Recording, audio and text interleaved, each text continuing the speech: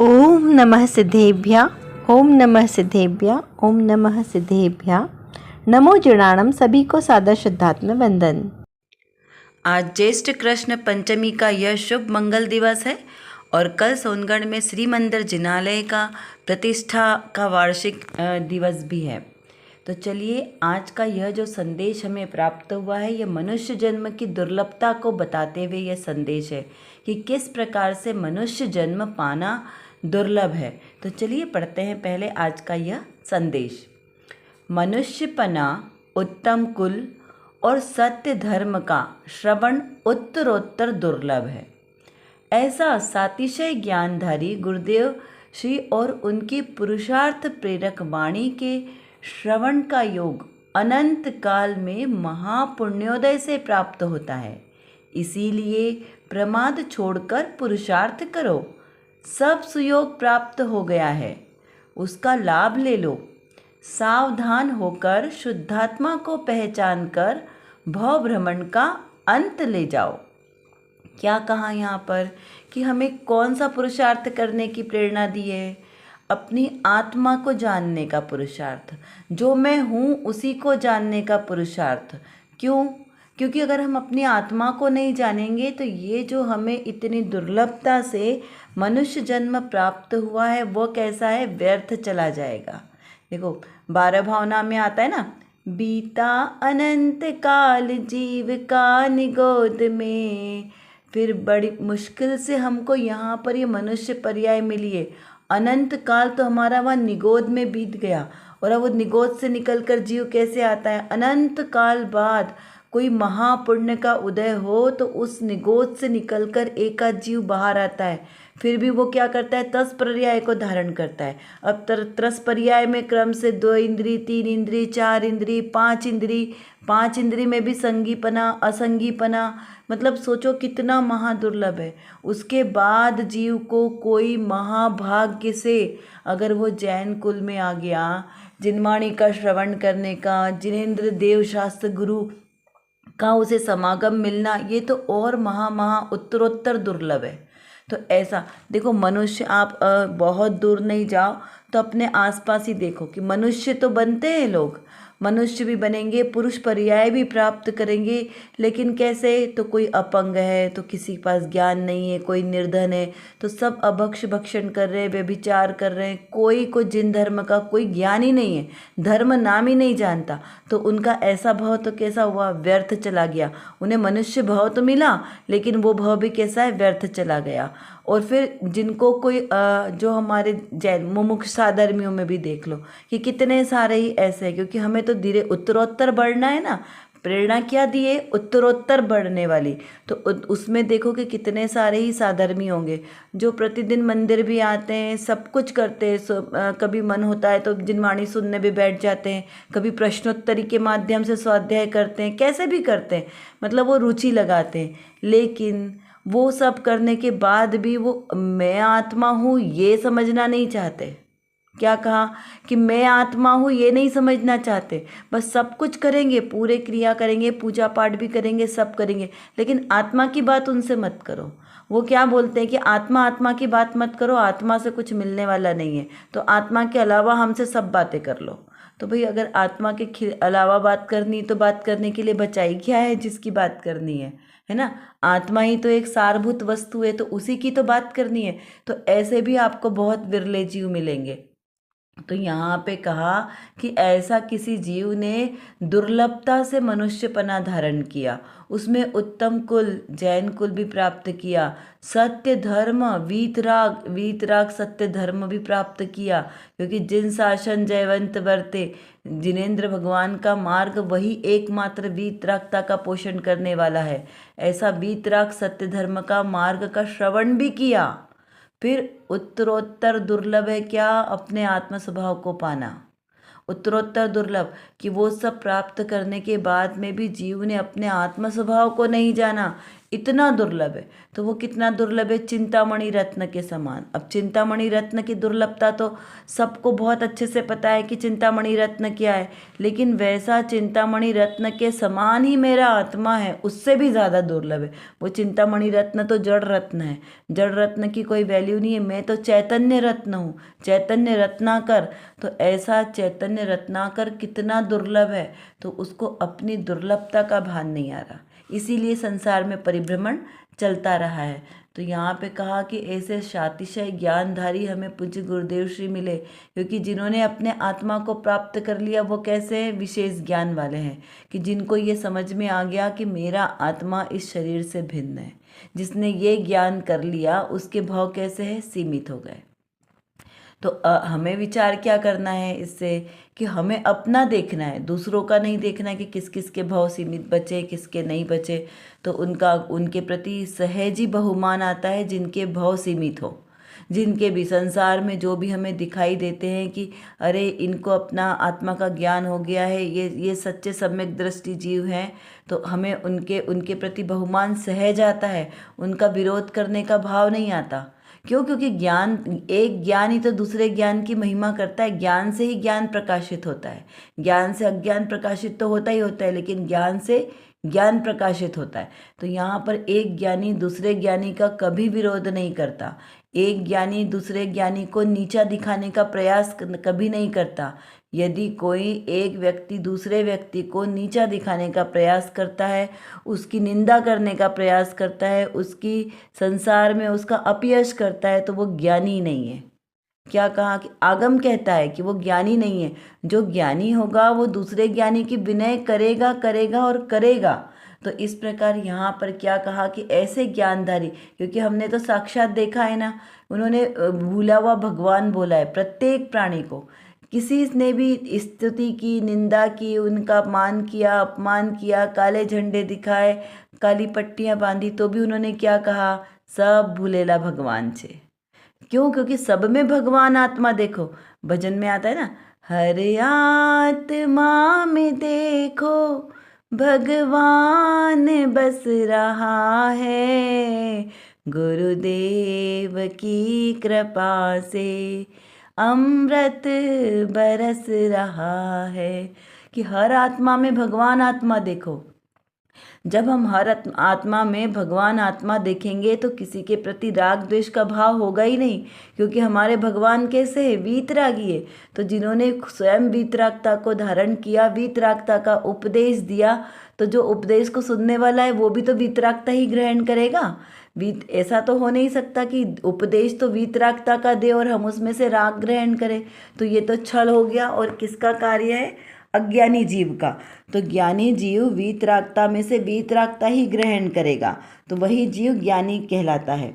तो ऐसे ज्ञानधारी गुरुदेव, उनकी पुरुषार्थ प्रेरक वाणी, क्योंकि उन्होंने स्वयं तो अपने आत्मा का पुरुषार्थ किया ही किया है, अपने स्वरूप को प्राप्त किया ही किया है, और हमें क्या कहा, हमें भी वैसा ही पुरुषार्थ करने की प्रेरणा दी है कि हम भी उसी मार्ग का अनुसरण करें और अपने स्वरूप को प्राप्त करें। तो ऐसी हमें पुरुषार्थ प्रेरक वाणी महाभाग्य से मिली है। कई जन्मों के हमारे पुण्य कर्म किया होगा जो हमें इस जन्म में ये वाणी फली है, ये हमें पर्याय फली है। तो जब हमें इतनी दुर्लभता से इतनी दुर्लभ पर्याय प्राप्त हुई है, तो अभी भी अगर हम अपनी आत्मा का चिंतन नहीं करें, अपने स्वरूप का विचार नहीं करें, तो फिर कब करेंगे। ये जीवन तो हमारा कैसे जा रहा है, हाथ में अंजुली में जल की तरह जा रहा है। कैसे, हाथ में रेत रखी है तो कितनी देर टिकेगी, बस ऐसा ही ये सीमित भाव हमें मिला है।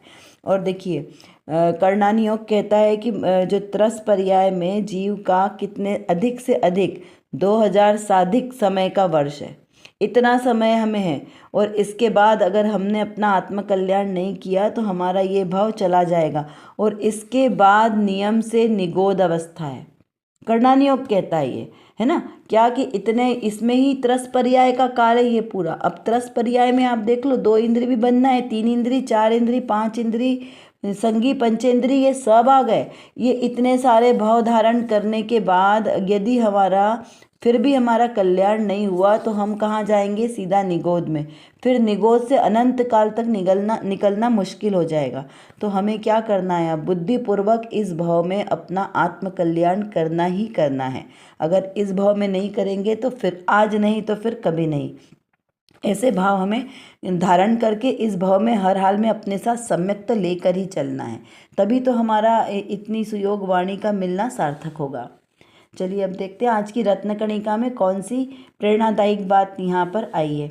यहाँ पर प्रश्न किया है कि कभी कभी तो ऐसा लगता है कि गुरुदेव मिले और यह बातें रुचती भी है, तो भी आगे क्यों नहीं बढ़ा जाता। देखिए मुमुक्षु ने क्या प्रश्न किया कि हमें ऐसा तो लगता है, ऐसा हमें श्रद्धान है, पक्का विश्वास है कि हम बड़े भाग्यशाली हैं, बहुत पुण्य के उदय से हमें पूज्य गुरुदेव श्री का समागम मिला, उनकी वाणी सुनने को मिली, उनका साक्षात दर्शन करने को मिला, साक्षात उनके साथ समागम करने को मिला। क्योंकि देखिए जिन जीवों ने उनके साथ समागम किया ना, उनको जो उनकी महिमा आती है वो दूसरों को इतनी नहीं आती है।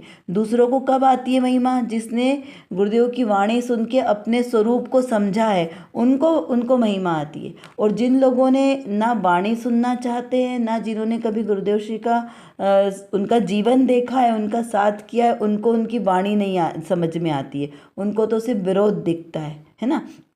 तो वो जीवों की तो हम बात ही नहीं करते, हम तो अपनी बात करते हैं कि हमको ऐसा लगता है कि हमें पूज्य गुरुदेव श्री मिले और हमारा ये बहुत भाग्य का उदय है। लेकिन वो वाणी अंदर नहीं जाती, तो उसका क्या कारण है? ऐसा प्रश्न किया है। समाधान स्वरूप कहा कि गुरु मिले, अंतरंग रुचि हो तो मार्ग लगे, मार्ग मिले, परंतु स्वयं परिणति को नहीं पलटता, वह करना बाकी है। अंतर में भेद ज्ञान की परिणति प्रकट करके पलटा खाए और स्वानुभूति प्रकट कर ले, फिर तो उसे चारित्र ही बाकी रहता है। प्रथम सीढ़ी यानी उन्नति के क्रम में सम्यक दर्शन प्रधान है और वह पलटा खाने से होता है। यदि पलटा खा गया तो सच्चे मार्ग पर चढ़ गया। इस प्रकार चर्चा की यह अंश है। तो यहाँ पर क्या बता रहे हैं कि देखो, जब गुरु तो मिले और हमको अंतरंग की रुचि भी जगी, हमें ये समझ में आ रहा है कि संसार शरीर भोगों से हमें शांति नहीं मिलेगी, इनसे दूर, इससे विरक्त रहकर ही हमें आत्म शांति की प्राप्ति होगी। और ये मार्ग भी सच्चा है, ये भी हमें श्रद्धान हो रहा है कि हाँ, ये जो मार्ग है वीतरागी मार्ग, जिन शासन, यही मार्ग सच्चा है।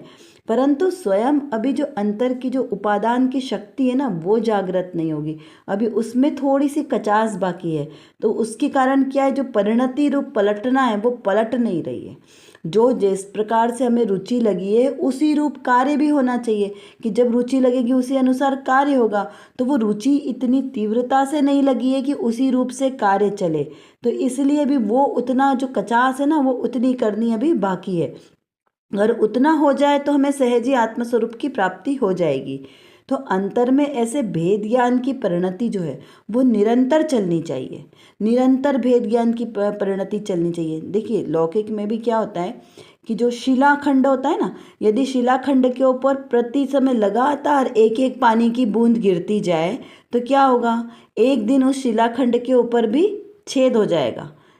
किससे? एक वो छोटी सी पानी की बूंद से शिलाखंड पे छेद हो सकता है। तो क्या हम यदि अपनी परिणति को निरंतर निरंतर निरंतर आत्म साधना में लगाएंगे, आत्मज्ञान में लगाएंगे, तो क्या वो परिणति पलटेगी नहीं? पलटेगी, पलटेगी और अवश्य पलटेगी। क्योंकि रुचि हम निरंतर, उधर धारा जहाँ चलेगी ना, तो जहाँ निरंतरता से कार्य चलता है वो कार्य एक बार सिद्ध होगा ही होगा। यदि हम निरंतरता नहीं रहेगी तो फिर वो कार्य सिद्ध नहीं होगा। तो मूल क्या बात है, वो निरंतरता होनी चाहिए। तो जीव की परिणति अवश्य पलटा खाएगी। तो उसमें क्या करना है, निरंतर अंतर में भेद ज्ञान की धारा को बनाए रखना है, तो उसमें स्वानुभूति हमारी प्रकट होगी। और यदि नहीं होगी तो फिर क्या होगा, यदि नहीं होगी तो फिर वो अनंत काल हमारा चला जाएगा। इसीलिए कहा कि सम्यक दृष्टि को 6 महीने के अंदर जो आत्मा की अनुभूति होती ना, तो एक बार तो उसको आत्मा की अनुभूति हुई है, उसका काल 6 महीने का कहा है कि उस 6 महीने के अंदर में उसको दोबारा से उसी तरह से आत्मा की अनुभूति होनी चाहिए। उससे ज़्यादा उग्रता से अनुभूति हो तो कोई दिक्कत नहीं है और काल बढ़ जाएगा, लेकिन कम से कम उतनी तो होनी ही चाहिए। उतनी अनुभूति होगी तो उसका वो सम्यक दर्शन बना रहेगा। यदि वो अनुभूति टूट जाती है कि 6 महीने तक फिर से उस काल में नहीं होती है, तो सम्यक दर्शन टूट जाता है। फिर वो उपशम, 6 उपशम, छायिक, वो अलग अलग जो भेद है उस रूप से वो सम्यक की कैटेगरी बनती है। तो यहाँ पर जो पुरुषार्थी जीव होगा उसको निरंतरता बनी रहेगी, उसका वो क्रम टूटता नहीं है। तो क्रम नहीं टूटता है तो उसका वो सम्यक दर्शन जो अक्रम रूप से चला, वो अक्रम रूप से धीरे से वो अगले भाव में भी उसका सम्यक दर्शन टिका रहता है। और यदि क्रम टूट गया तो फिर अगले भाव में वो छूट जाएगा। इस प्रकार यहाँ पर इसको समझना। ये विषय तो बहुत सूक्ष्म और बहुत गहन विषय है, लेकिन अभी हम यहाँ पर इसको सिर्फ शॉर्ट रूप में समझेंगे क्योंकि हमें सिर्फ उसका भाव भाषण करना है कि इस रत्नकणिका का क्या अर्थ निकलता है। तो यहाँ पर जो अंतर में परिणति है ये कब पलटेगी? जब निरंतरता होगी। निरंतरता पूर्वक जब हम अपनी आत्मा का ज्ञान करेंगे, उसी का श्रद्धान करेंगे, उसी का रुचि रखेंगे, तब हमारी पलटेगी। अब देखिए, कहते हैं ना कि एकदम यू टर्न ले लेना चाहिए। अभी तक हमारी दशा कैसी थी? अनादिकाल से मिथ्यात्व की दशा थी। अभी से हमारी सारी विंडोज़, हमारे आत्मा की विंडोज़ कहाँ खुल रही थी? बाहर। झरोके से हम बाहर देख रहे थे कि बाहर की दुनिया को देख रहे थे, लेकिन अब क्या करना है? अब अंदर में देखना है। तो झरोके के बंद करो बाहर के और अंतर में देखो। तो जब अंतर में देखेंगे तो हमें अपना आत्मस्वरूप दिखाई देगा। कि तो ये क्या हुआ? बिल्कुल यू टर्न। अपनी परिणति को पलटो। जो परिणति बार बार अभी बाहर जा रही थी तो वो विभाव रूप परिणमन कर रही थी। जो मेरा श्रद्धान, मेरी श्रद्धा बाहर में जा रही थी, विभाव रूप परिणमन कर रही थी, तो उससे मिथ्या दर्शन चल रहा था। लेकिन अब वही परिणति को यू टर्न लेके स्वभाव रूप की ओर अग्रसित करो। क्योंकि परिणति का तो काम क्या है? मात्र जानना, श्रद्धा करना। तो वो जिधर की श्रद्धा करेगी उस रूपी ज्ञान जाएगा। ज्ञान तो परिणति के पीछे चलता है ना, तो वो उसके उस रूपी जाने लगेगा। तो वो विभाव रूप परिणमन से ज्ञान भी कुज्ञान कहलाता है। तो वही ज्ञान जब परिणति पलटकर शुद्धात्म तत्व पर आएगी तो ज्ञान भी शुद्धात्म तत्व पर लगेगा। तो वही ज्ञान जो मिथ्या ज्ञान था वही अब क्या हुआ? सम्यक ज्ञान हुआ। और वही श्रद्धा जो मिथ्या श्रद्धा थी वही अब क्या हुई? सम्यक श्रद्धा हुई, सम्यक दर्शन हुआ। तो इसी प्रकार स्व को जानने से सम्यक दर्शन और सम्यक ज्ञान की प्राप्ति होती है। और वही जीव की प्रथम अवस्था यानी प्रथम सीढ़ी है, उन्नति का क्रम, क्योंकि वहाँ से जीवन की प्रारंभ हुआ। चतुर्थ गुणस्थान से जब सम्यक्त की उत्पत्ति हुई, जब से ही जीवन का प्रारंभ है। उसके पहले तो जीवन किसी काम का ही नहीं है। कितना अनादिकाल से कितना भी उसकी कोई वैल्यू नहीं है, जीरो। एक के आगे जितना जीरो लगाएंगे तो वैल्यू है पीछे, मतलब, और एक के आगे आगे कितना भी जीरो लगाते जाएंगे उसकी कोई वैल्यू नहीं है। तो वो जीवन का कोई मतलब नहीं है। जब एक हुआ यानी सम्यक दर्शन प्रकट हुआ, उसके बाद की हर क्रिया कार्यकारी है, हर क्रिया कार्यकारी है। तो ऐसा ही उन्नति क्रम में सबसे पहले सम्यक दर्शन को प्रधान लिखा है। देखिए, हर चीज़ में दर्शन को ही पहले लिया है, क्योंकि जब तक दर्शन मतलब श्रद्धा गुण है। तो जब तक आपका श्रद्धान ही पक्का नहीं होगा तब तक कोई आचरण, कोई क्रिया, कोई शुद्ध नहीं होगी। तो आचरण भी शुद्ध कब होगा? जब श्रद्धान पक्का होगा। और श्रद्धान पक्का हुआ, उसके साथ जो आपने व्रत संयम आदि लिया सच्चे श्रद्धान के साथ, तो वो सब कुछ फलीभूत होता है। और वही पलटा खाना कहलाता है कि जब आपकी परिणति अंतर में रही। तो इस प्रकार हम ऐसे सच्चे मार्ग पर चले, अपनी परिणति को स्वभाव रूप के आश्रय से लें, तो ही हमारा यहाँ पे सम्यक दर्शन पूरा होगा। तो यहाँ पर क्या कहा कि प्रश्न में क्या था कि जो गुरु मिले लेकिन यह बात हमें रुचती क्यों नहीं? तो ऐसा क्या करे कि हमारे को यह बात रुचे, यानी हमें परिणति में पलटा खाए। तो क्या करना है हमें? पूरा सार क्या निकला कि हमें अपनी परिणति को सबसे पहले तो अपनी परिणति को जज करना है कि मेरी परिणति किधर जा रही है। और ये कहाँ से होगा?